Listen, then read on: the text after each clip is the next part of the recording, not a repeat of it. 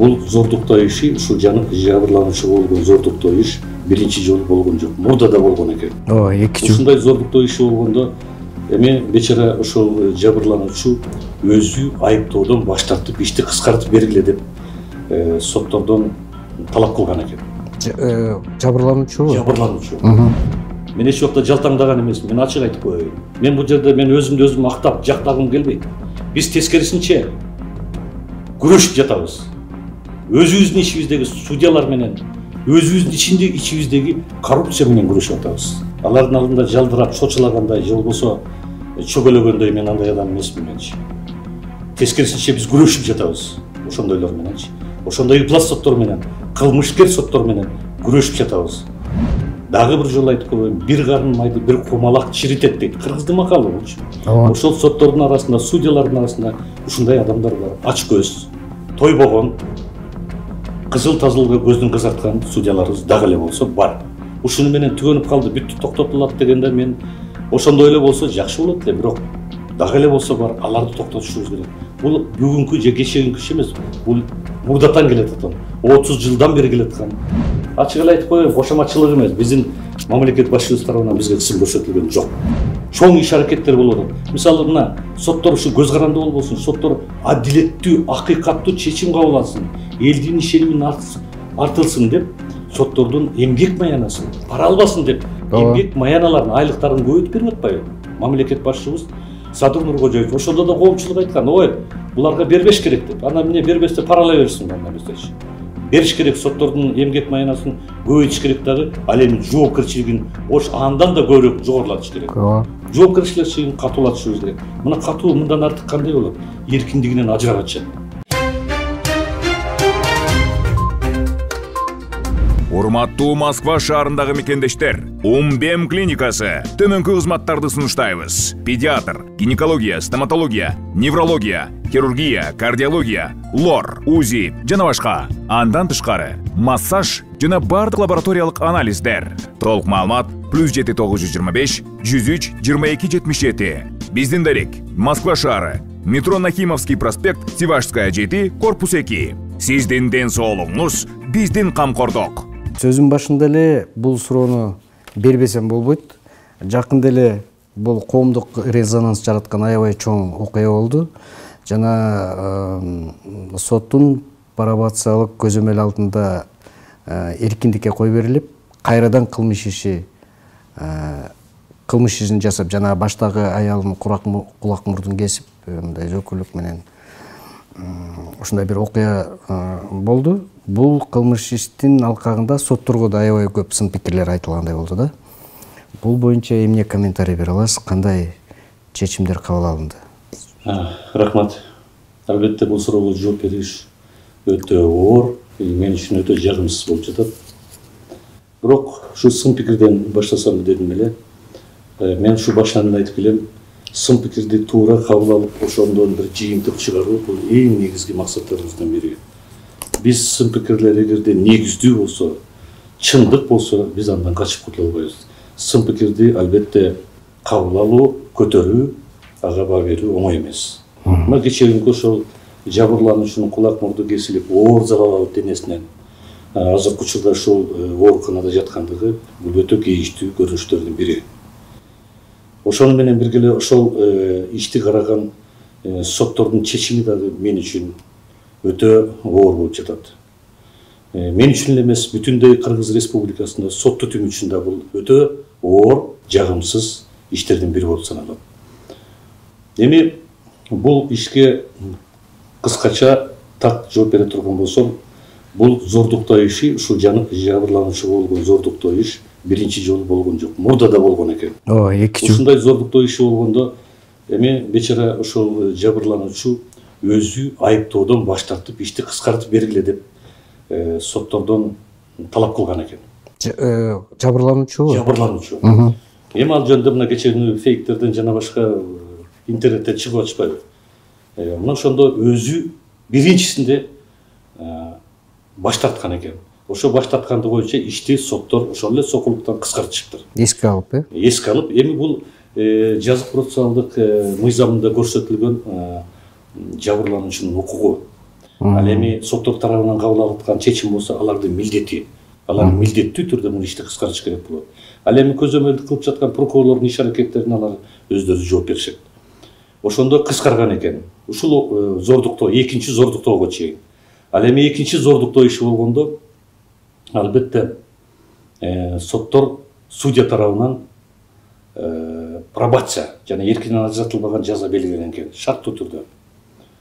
Албетте мен муну туура эмес көрдүм, себеби биринчиси кыскартса дагы, айыптоодон баш тартса дагы, ошого баа берип, эске алуу менен анан жаза чектеш керек болчу.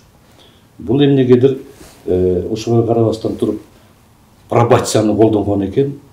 Бул боюнча мен алдын ала өзүңүз билсеңиздер керек, кеңешме өткөрүп, ошол жерден тактап чечим кабыл алган судьянын дагы ой пикирин угуп, анан кечээ күнү 27 сентябрь 2023 жылы кечээ күнү Чүй областтык сотуна апелляциялык түрдө даттанган экен жабырлануучу тарап. Кечээ күнү каралып бүттү.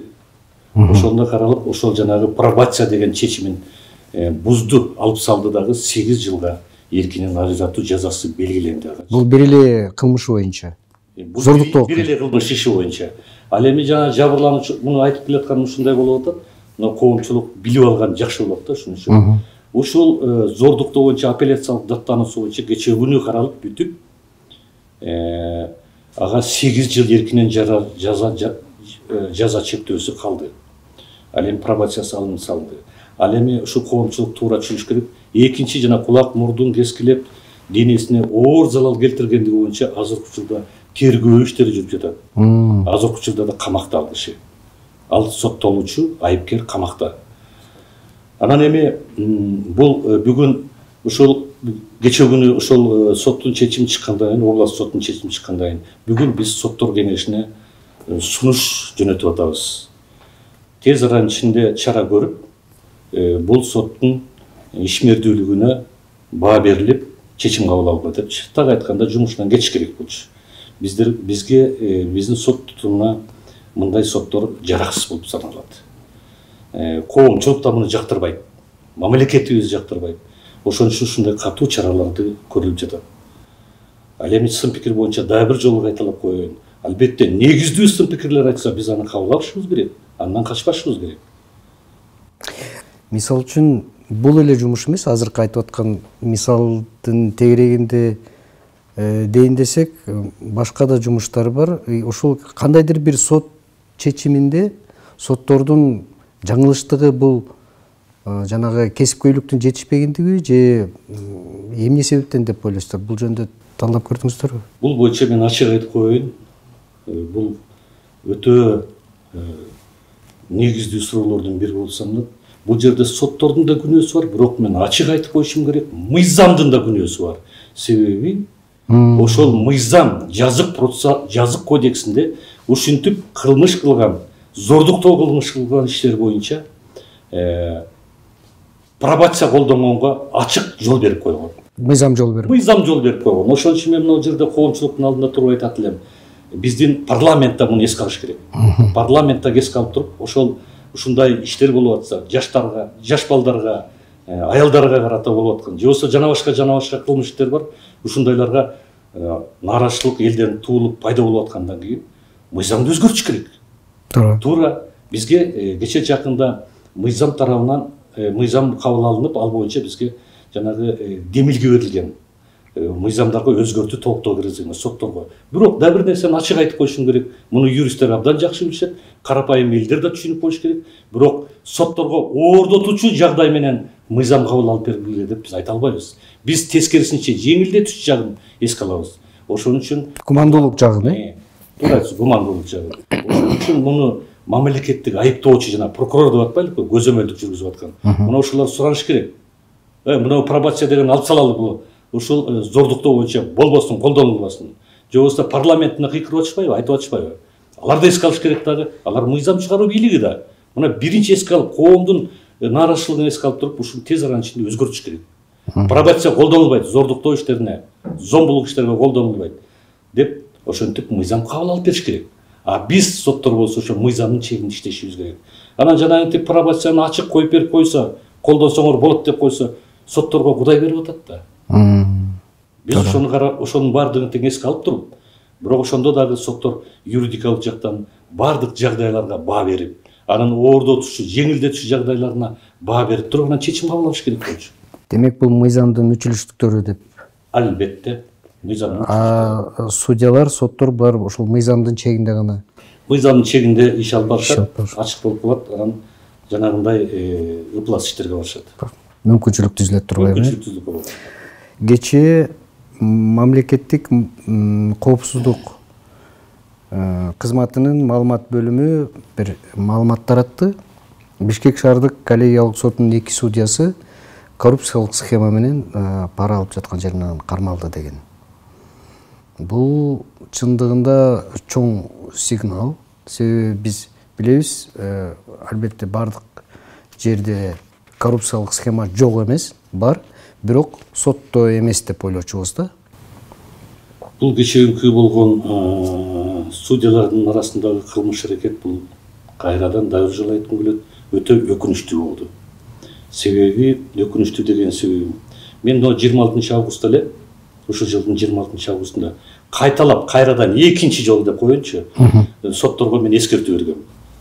Соттор таза болгула, адилеттүү, акыйкат өкүм чыгаргыла, элдин ишенимин актагыла деп мен ушуну чыгарганда коомчулук тарабынан туура эмес пикирлер болду да. Бул соттун төрагасы соттордун алдында жалдырап атат. Бул башкара албай калды соттор деп. Жок, андай эмес, туура эмес. Алардын алдында жалдырап, чочулагандай, же болбосо чөгөлөгөндөй мен андай адам эмесмин менчи. Тескерисинче биз күрөшүп жатабыз ошондойлор мененчи. Ошондой ыплас соттор менен, кылмышкер соттор менен күрөшүп жатабыз.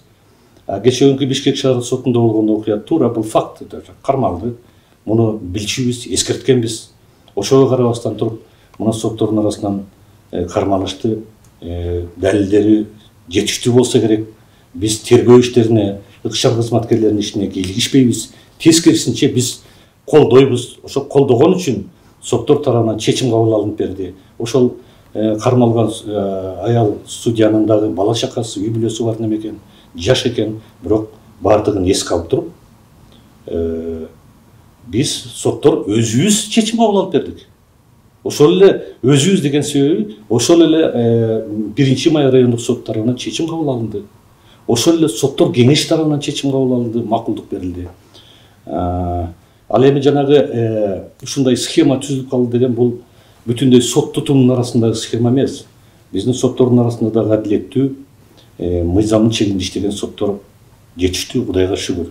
Бирок дагы бир жолу айтып коеюн, бир карын майды бир кумалак чиритет дейт. Кыргыздын макалы болчу. Ошол соттордун арасында, судьялардын арасында ушундай адамдар бар. Ач көз, тойбогон, кызыл тазылыкка көздүн кызарткан судьяларыбыз дагы эле болсо бар.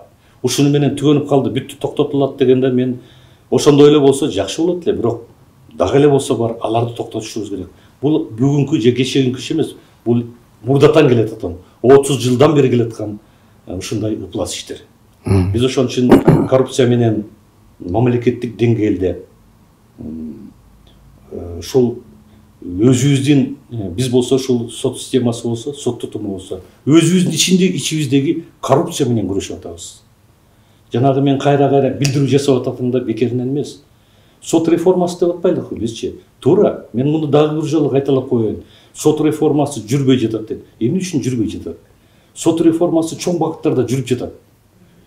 Чоң иш аракеттер болуп атат. Мисалы мына соттор ушу көз каранды болбосун, соттор адилеттүү, акыйкаттуу чечим кабыл алсын, элдин ишенимин артылсын деп, соттордун эмгек маянасын пара албасын деп, эмгек маяналарын, айлыктарын көбөйтүп берип атпайбы? Мамлекет башчыбыз Садыр Нуркожоевич ошондо да коомчулук айткан, ой, буларга бербеш керек деп. Анан эмне бербесте паралай берсин анда эместечи. Бериш керек, соттордун эмгек маянасын көбөйтүш керек дагы, ал эми жоопкерчилигин андан да көбүрөөк жогорулатыш керек. Жоопкерчилигин катуулатышыбыз керек. Мына катуу мындан артык кандай болот? Эркиндигинен ажырап атышат. Ошон үчүн бул биринчи багытыбыз ушул соттордун эмгек маянасын көбөйтүү болчу, көбөйдү. Дагы эле болсо мамлекетибиздин өнүгүп өскөнүнө байланыштуу болот, кийинчерээк дагы мүмкүн көбөйүшү мүмкүн. Мындан сырткары ротация деп атабыз. Ротация. Которуу деп атабыз. бардыгы тең өзлөрүнүн туулуп өскөн жеринде же болбосо көнүп калган жерлеринде 10 жыл 20 жыл ушинтип иштеп калган судьяларды биз атайлап ротация кылдык. Муну да жаман көргөн коомчулуктанчы. Муну коркутуп атышат же болбосо которуп салды, байкуштар кыйналды тигиндей. Коомчулук туура түшүнүш керек. Мына ошо ротациянын жыйынтыгы ушул болуп атат. Мына ушуну которгондон кийин, мына түштүктөн түндүккө, нарындан Бишкекке алып келгенден кийин мына ушундай окуялар жаралып атат, уже пайда болду. Мына ошондой мына кылмыш иштер ачык чыгып атат. Бул жалаң эле ушул зордукта, ушул Бишкек шаарында болду дейсизби? Нет? Жок.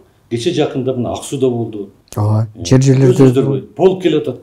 Мына ушулардын бардыгы тең ротациянын жыйынтыгы болуп атат. Ал эми ушул ротация же эмгек майынасын көбөйтүп коюлган сот реформасы жүрүп калчу эле. Жок, жүрбөйт да.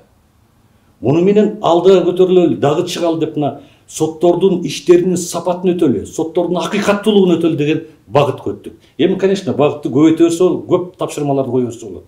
Бирок ушунун үчүнчү биздин сот реформасынын багыты ушул болчу. Эч убакта кечиримдүү болбойт аларчы. Эгер ушундай кылмыш иштерге барып атса судьялар, анан кайсы кылмышкерлерге адилеттүү, акыйкаттуу өкүм чыгарышат, чечим кабыл алышат. Сот адилет. Эч убакта андай болбойт. Туура. Ошон үчүн биз ушундай кадамдарга барып атабыз. Коомчулук туура түшүнсүн.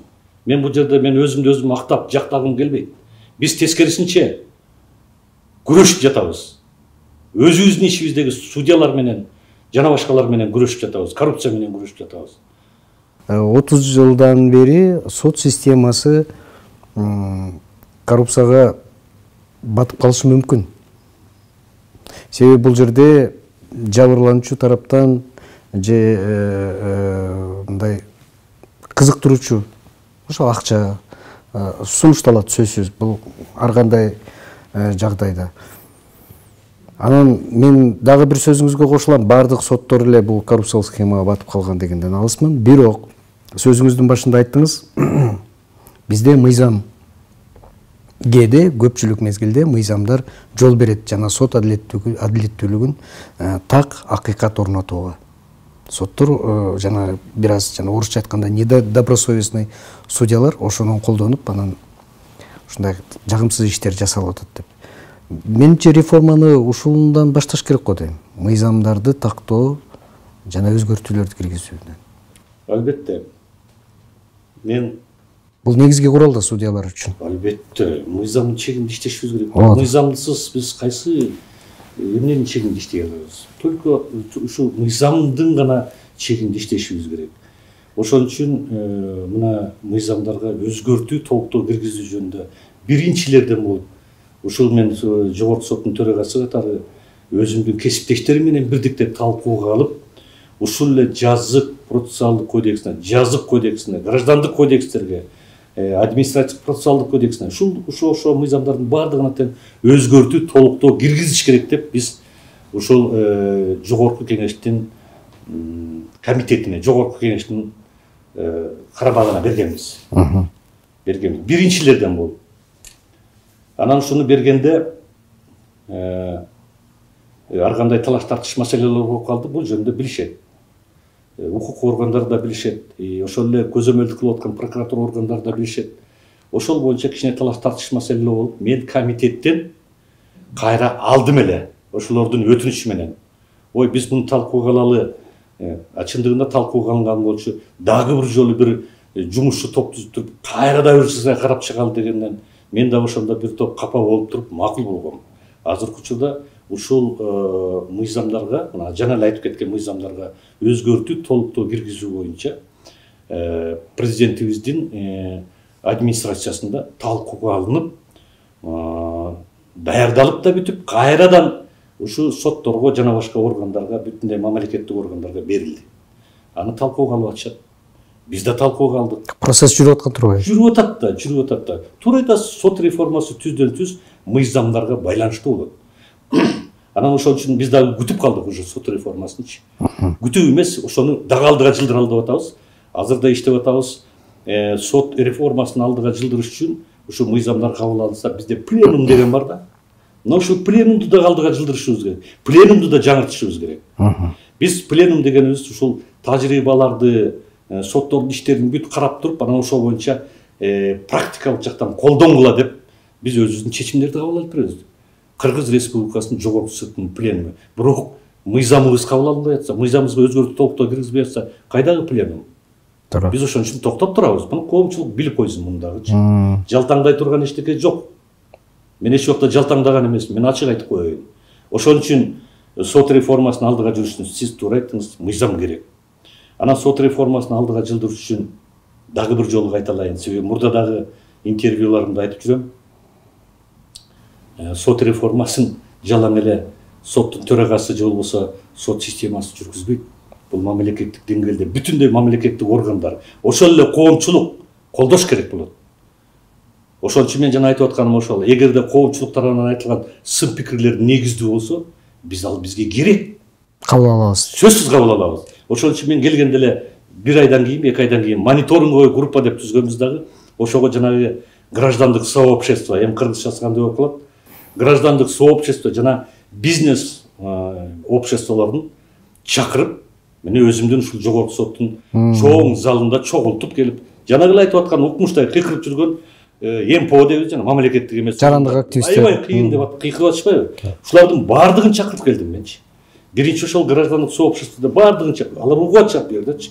Баардыгын чакырып келип туруп, анан айттым мен ошол жердечи. Мен сиздер менен ушу кеңешейин деп атам. Ушуну айтып бергилечи, силер фактыга, чындыкка таяндып туруп, анан сын пикирлериңерди айткыла бизге. Сунуштарыңарды айткыла.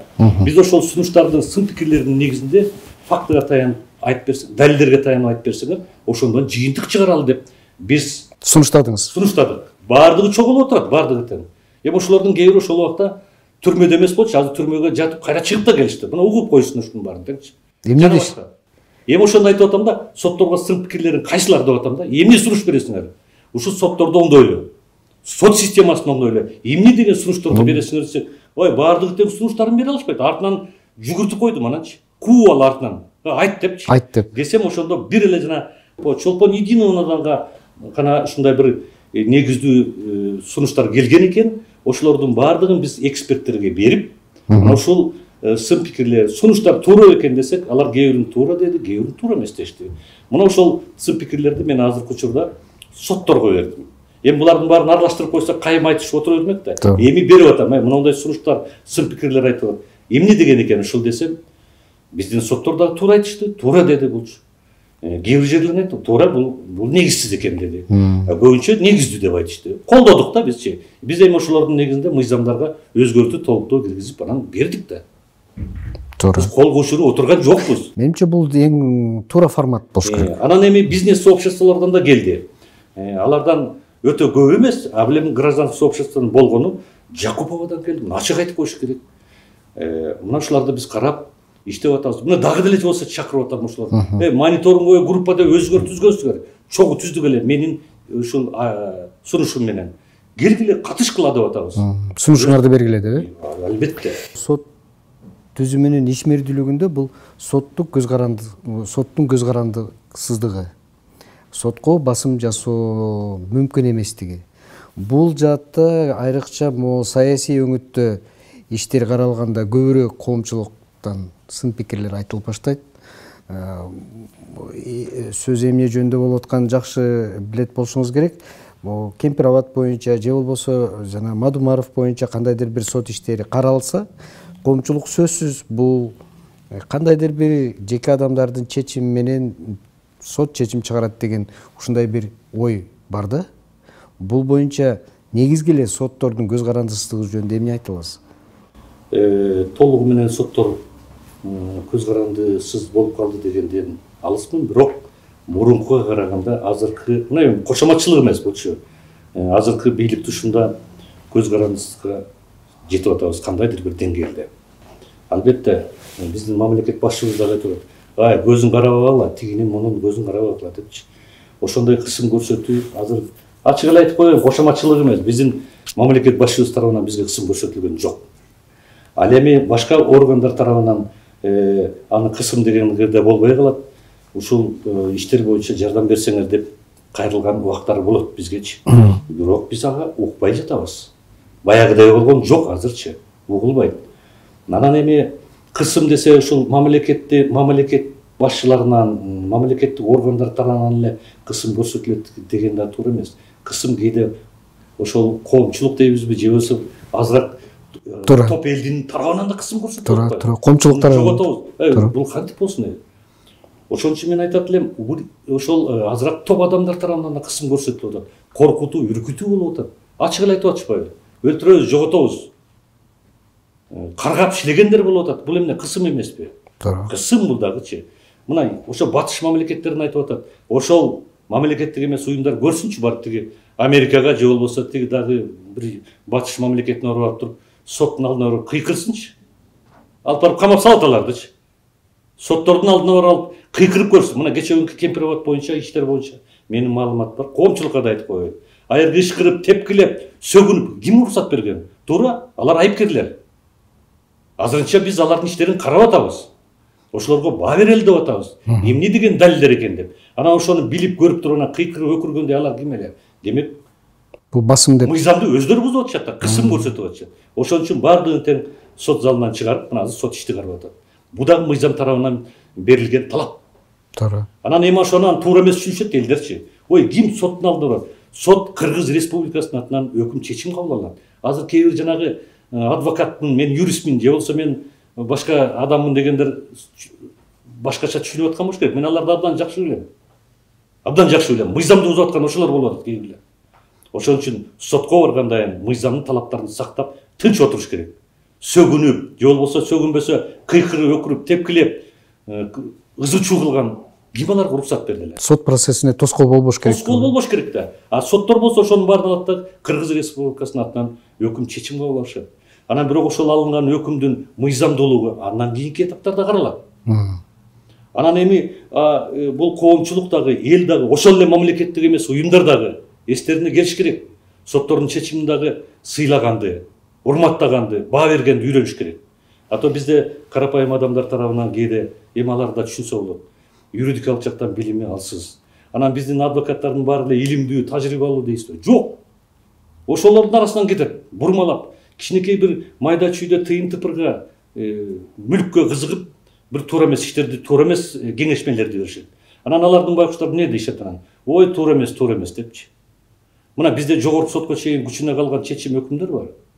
Мына мага айтып атышат. Мына дагы бир жолу кайталап коеюн. Баягында да айттым эле. Актап койсо, туура эмес актап койду. Бул тигиндей мындай деп кыйкырышат да экинчи тарабы. Акталбай соттоп койсо, туура эмес соттоп салды дейт. Ошон үчүн мен муну айтат элем да, соттордун чечимине баа бергенди да үйрөнүш керек. Урматтап, мыйзамды сыйлаганды да үйрөнүш керек. Мен ушинтип жооп берет элем. Азыр айтып атасыз, мына 30 жылда көп эле нерсе туура эмес болгонун биз байкап атабыз. Бир эле сот түзүмүндө эмес, өлкө түзүмүндө. Эгерде ушул убакка чейин кандайдыр бир туура эмес чечимдер кабыл алынган, сот тарабынан алынган чечимдерди азыр могул реформанын жардамы менен, өзгөрүүнүн, жаңыланын жардамы менен кайра карап чыгууга мүмкүнбү? Ушул боюнча кандай ойдосуз? Же бул сот чечими каралбайт, жана даттанууга жатпайт деген бир түшүнүктөр бар го, айрыкча могул жогорку соттун. Эми бул ушундай маселелер өтө көп. Бул бардык соттордун коллегаларында жаралып келаткан көйгөй. Бул боюнча мыйзамдын чегинде иштешибиз керек да. Мыйзамдын талабы ушундай. Жаңы ачылган жагдайлар пайда болсо, ошол иштер боюнча алар кайрылган укуктуу. Же болбосо кээ бир иштер боюнча, мисалы, кече жакында жаңы мыйзам кабыл алдык. 10 жылдан өтүп кетсе, мисалы, жана административ иштер боюнча, жер талаш, башка бир объектилердин талашы боюнча 20 жыл, 30 жыл өтүп кетсе деле берип ачканда, биз эми токтотуп койдук. Жаңы мыйзамга өзгөртүү кирдик, жаңы. 10 жылдан ашпаган убакыттан 10 жылга чейин болсо, ошо жаңашылган жагдай деп кайрыла берсин, келишсин деп атабыз. Мына ушундай өзгөртүү толуктоолорду киргизип атабыз.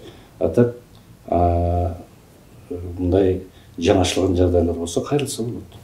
Мүмкүн. Кайрылат. Эмне дейбиз?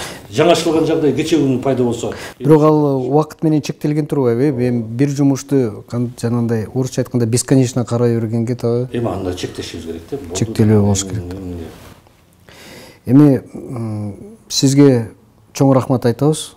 Убактыңыздын тардыгына карабай бизге сот түзүмүндөгү жүргүзүлүп жаткан иштердин, сот тарабынан айтылып жаткан сын пикирлерге мындай ачыктоолорду, ачык оюңузду билдирген үчүн сизге ыраазычылык. Рахмат. Сиздерге да чоң рахмат. Мен да бир кичине айтып коеюн дедим. Сен таза болсоң, мен таза болсом, коом таза болот дейт. Ошон үчүн биз баарыбыздан таза болушубуз керек. Туура айтасыз. Саламат болуңуздар.